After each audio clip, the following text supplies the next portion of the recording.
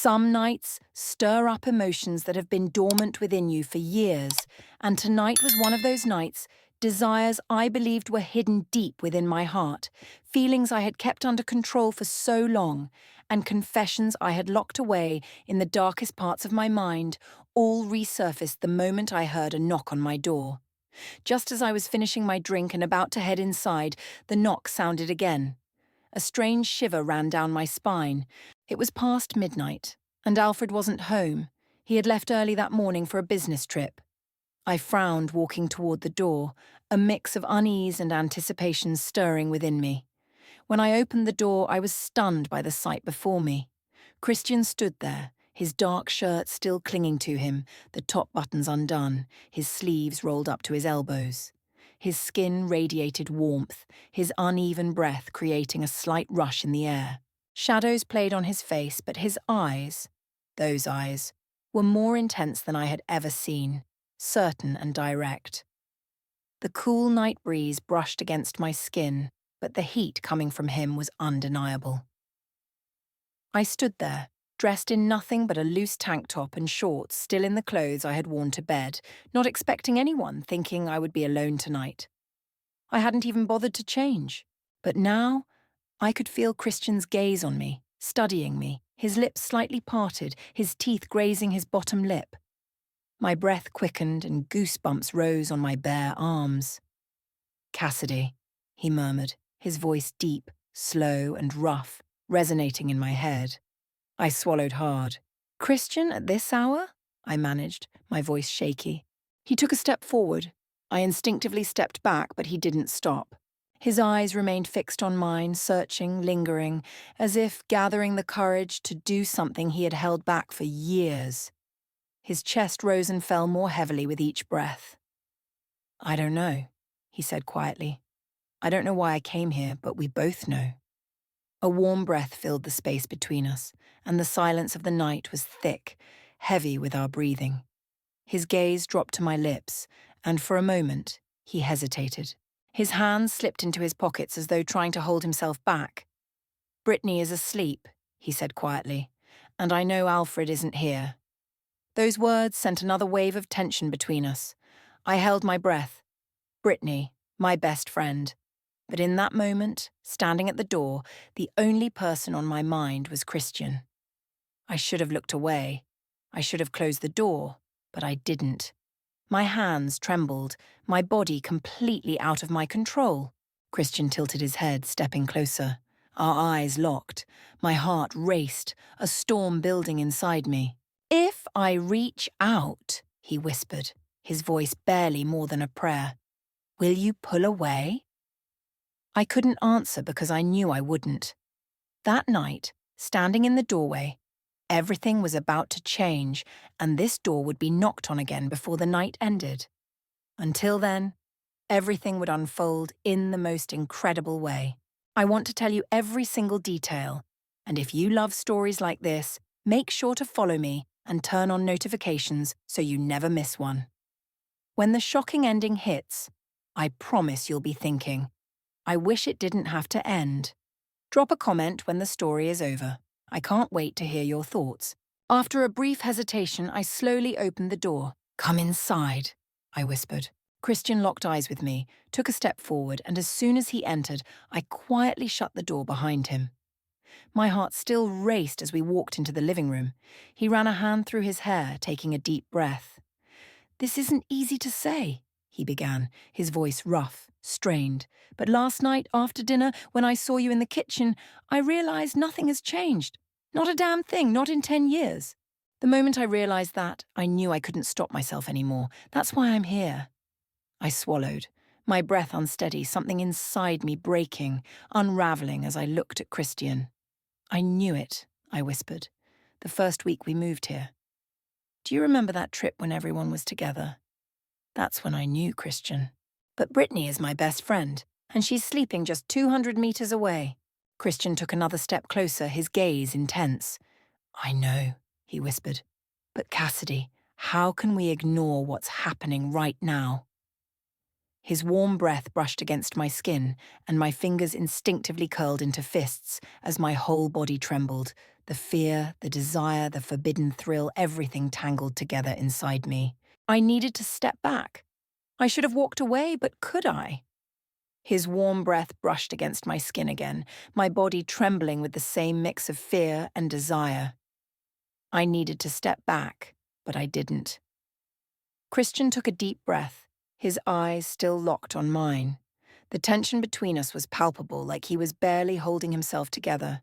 In that moment, I realized something. These feelings I had buried for so long had never disappeared. I had just covered them up, let them lie dormant inside me.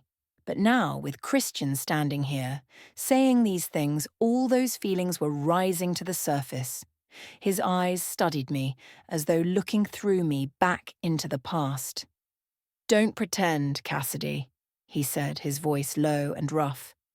"Don't tell me you don't think about that last month before you moved.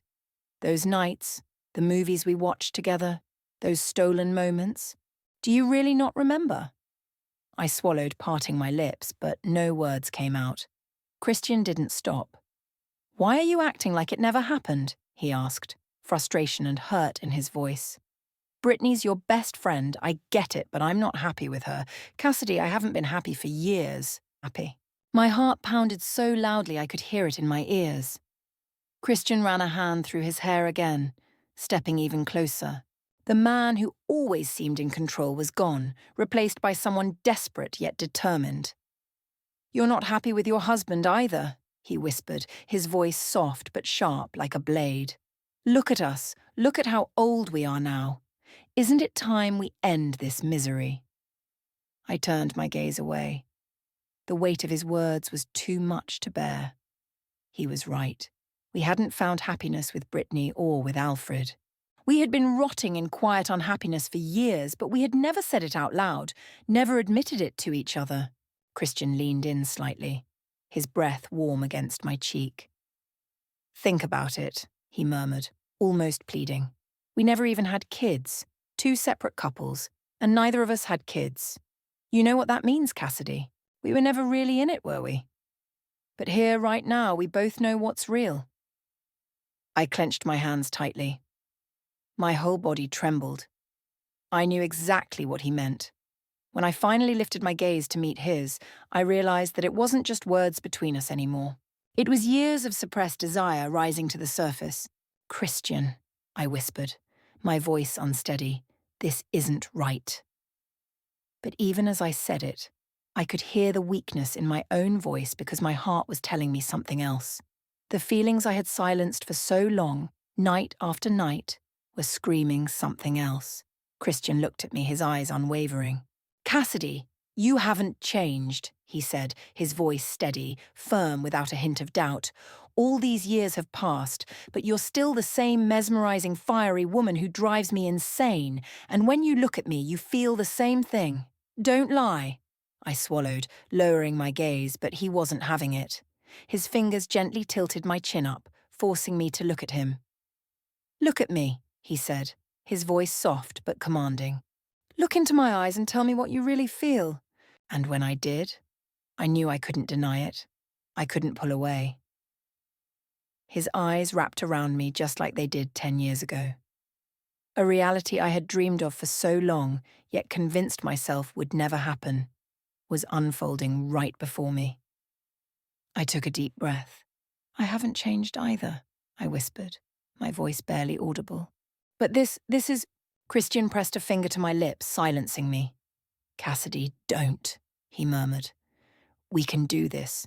We don't have to keep running from our own happiness. Maybe for the first time we can finally be where we're meant to be." Everything inside me shattered. My sense of balance was gone. The walls I had built, the emotions I had buried, the thin line between right and wrong, all of it crumbled to nothing. I took a small step back, but Christian didn't let go. His hands held me tightly at the waist, keeping me in place.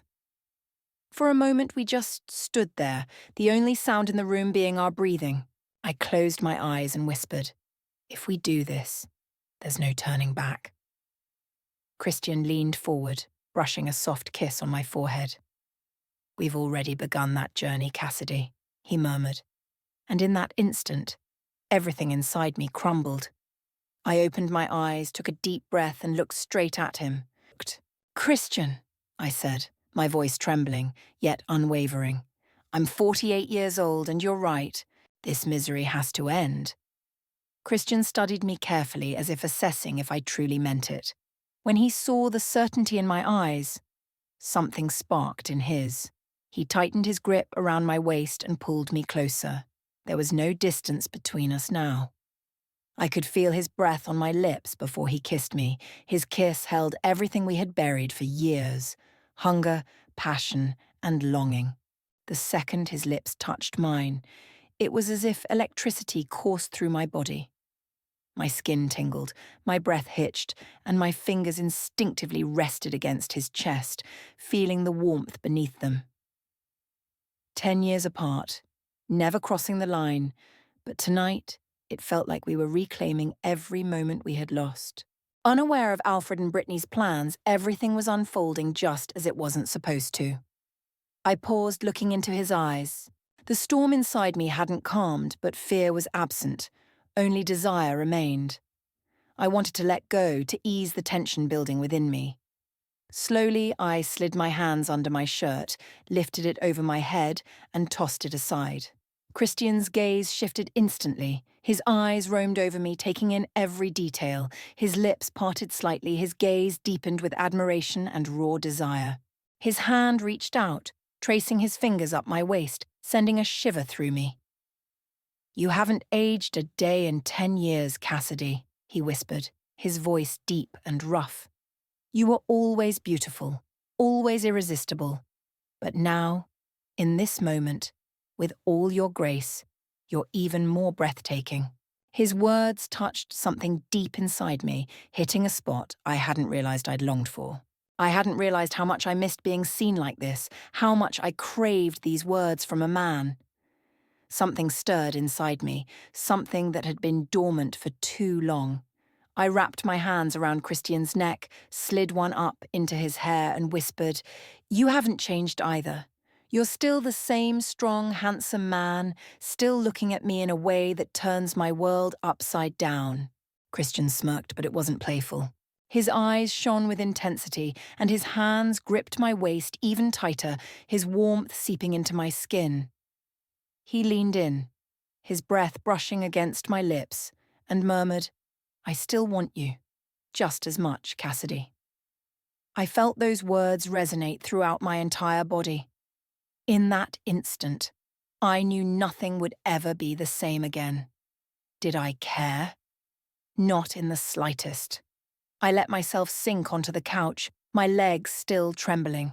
But when I saw the determination in Christian's eyes, all the last remnants of resistance inside me disappeared. I gripped the edge of the couch, my heart pounding as I watched him approach. Then he leaned in, and the space between us vanished. I could feel his shadow over me and the heat of his gaze. "You haven't changed," he said, his voice low and deep. "Years have passed, but you're still the same woman. I can't take my eyes off you." In that moment, something inside me awakened, something I hadn't felt in years, something I couldn't express in words. I closed my eyes as if an invisible force was pulling me upwards, lifting me toward the ceiling. "You haven't changed either," I whispered, my voice soft but filled with all the emotions I'd been holding back for so long. "You're still the same Christian. You still make me feel this way." This time, my legs weren't trembling from hesitation. They shook with excitement. Christian exhaled sharply, a small smile forming on his flushed face. "That's what I've missed the most," he murmured. His damp hair, his face flushed, and the way the light mixed with his features created a masterpiece. The alcohol in my system made my body quiver again, and I could no longer keep my eyes open. "Christian, I can't open my eyes," I whispered. "Don't," he said softly. "You're beautiful just like this." Then I found myself begging him. "Please." "Don't be afraid," I urged. "Just let yourself go." "Are you sure?" he asked. "More than ever," I answered. And I only realized he had let go when I felt his breath quicken. An overwhelming warmth spread through me.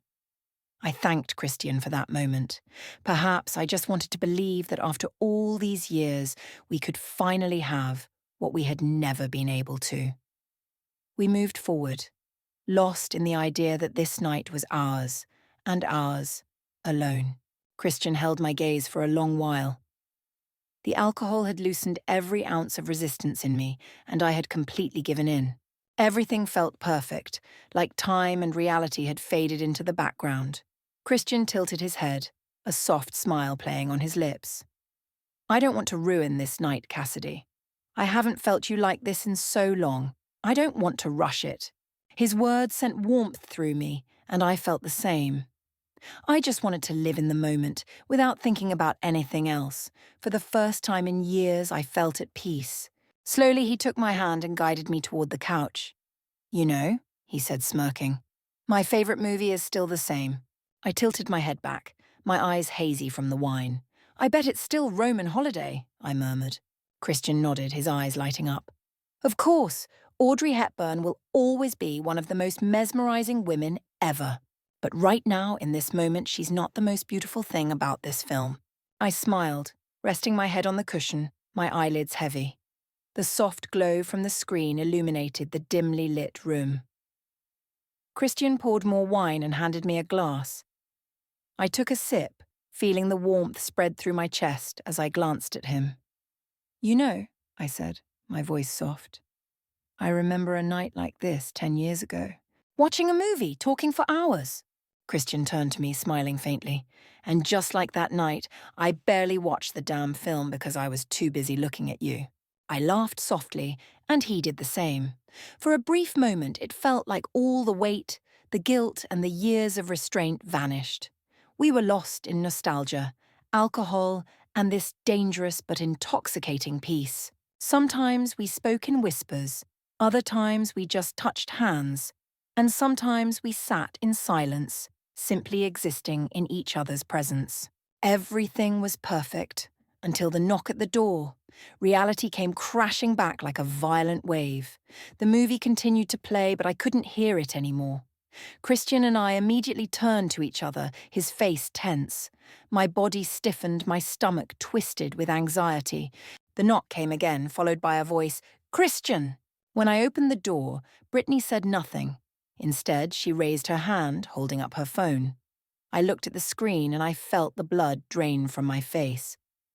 On the screen was a live feed of our house, our living room, everything we had just done, captured on camera. A camera we hadn't even known was there. Christian froze, his body rigid beside me.